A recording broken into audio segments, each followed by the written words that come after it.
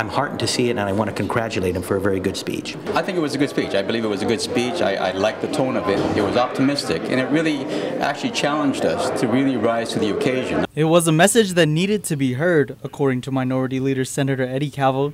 The GOP was in favor of the language used in today's State of the Island address, and Calvo says he felt like Governor Felix Camacho put out a handshake and a hug for all 15 members of the legislature to work together on the island's many shortfalls. It's not about pointing fingers at everybody and saying whose fault it is, but hey, when times are tough, we get together, which is part of our culture, and get together and solve the problems. And I think that was a message that the governor put very squarely on to this legislative body all attending, as well as the people of Guam, because again, I think this is how we need to move forward. We have some very major issues that are affecting this island. Calvo also agrees that both the legislature and executive branch need to look away from any wrongdoing in the past, something Minority Whip Senator Jim Espaldon says he relates to, as he feels the governor in his address laid out a lot of the groundwork to bring hope for the people of Guam.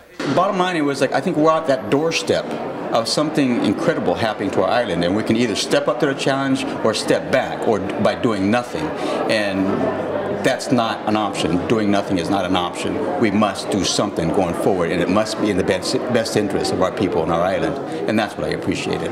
However, Assistant Minority Leader Senator Ray Tenorio says although he harmonizes with the governor on most of the issues, he feels it's nothing new and that GovGuam just needs to move forward. So I think many of these issues are being addressed as we're forced to at this point, and I think that it's time now for us to truly come together to try to work in tandem with the governor's office to make these things a reality, because we can't afford to have another consent decree and another receivership on the backs of the people of Guam. We need to put these issues to bed and do it quickly. Tenorio adds several issues could have been in the speech, such as the need for additional police and fire stations.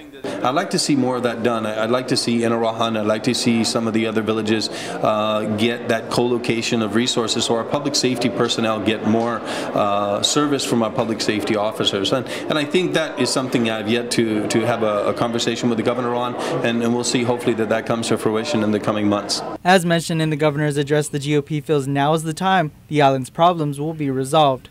Nick Delgado, PNC News.